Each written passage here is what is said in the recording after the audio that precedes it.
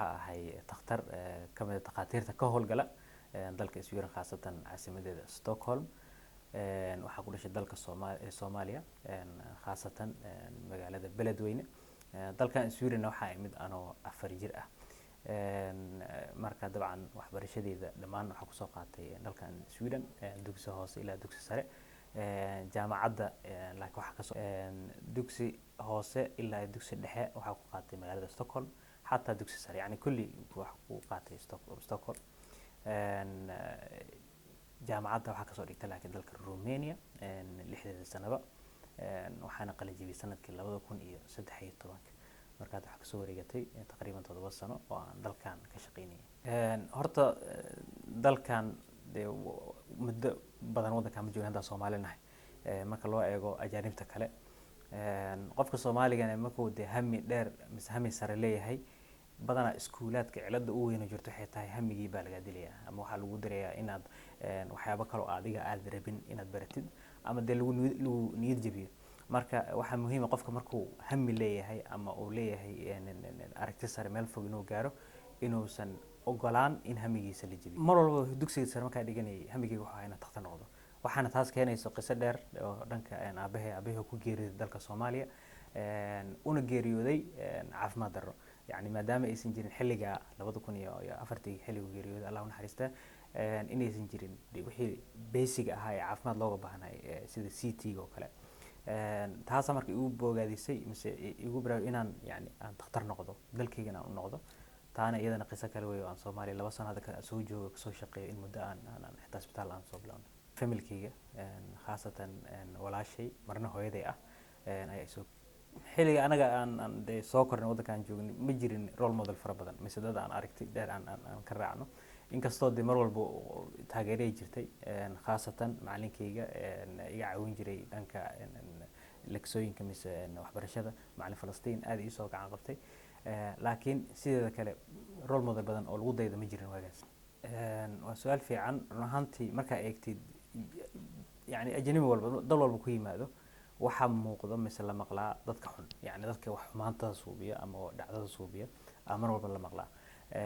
dadka wanaaga suubiya ama heer wax ka gaara nolosha badana lama maqlo. annagana tira ahaan marka la fiiriyo Soomaali iyo ajaanibta kale Soomaalida tiradeena waa yartahay dalkan. marka in aan isku barbar dhigno oo aan fiirino yani heerka aan hadda aan gaarsiisanahay wali heerkeeda laakiin 10 sano 15 sano kadib hadaan hadda wadankan sii joogno waxa maqli doontaa Soomaalida oo meel kasta qabsay sababta hadda 5 sano ka hor marka fiiriyo isbitaalka marka laga shaqeeyo of dealing walba waxa haysan jiray ama Swedish ama Iran. laakiin maanta marka fiirisid dhanka hadii noqoto Underhotska ama Fullhotska ama laakiin waxa hal isbitaal qayb dhan ay Soomaalida haysan. marka tartiib waqti u baahan tahay saa idin sheegay wadankan wax yar aan joognaa 30 sano taqriiban waqti u baahan tahay iyadana. xiriir waa leenahay ururna waa leenahay oo ururka takhaatiirta Soomaaliyeed ee Sweden. inkastoo hadda aan ku jirin laakiin urur hadda waxa weeye oo shaqeynaa oo matalaso. waa fikirkayga hamigeyga hore oo ahay in aan dalkii ku noqdo oo aan wax u celiyo. taas ay u keentay markii aan Soomaaliya aado muddo 2 sano aan ka soo shaqeeyo isbitaal aan soo aaso.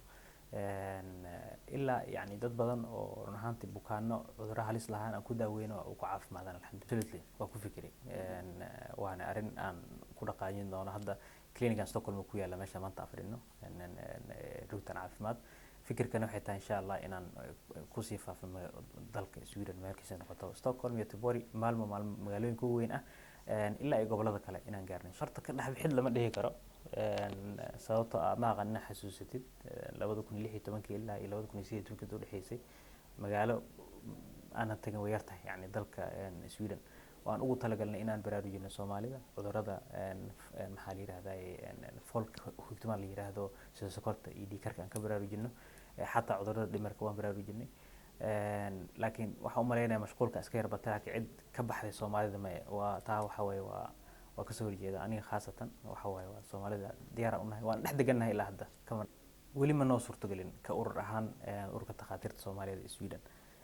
laakiin ururka walaalahan ee takhaatiirta Soomaaliyeed ee Denmark ayaa arrintaas aad uga howlgala weliba koorsooyin fara badan u fidiyey ardayda takhatarnimada barata ee Soomaaliya inay sii bartaan waxa loo yaqaan ATLS ama gargaarka degdeg oo kale koorsooyin fara badan u bixiyey wada shaqeyn dhankaas way jirtaa laakiin anaga shakhsiyan ma sameyn weli taas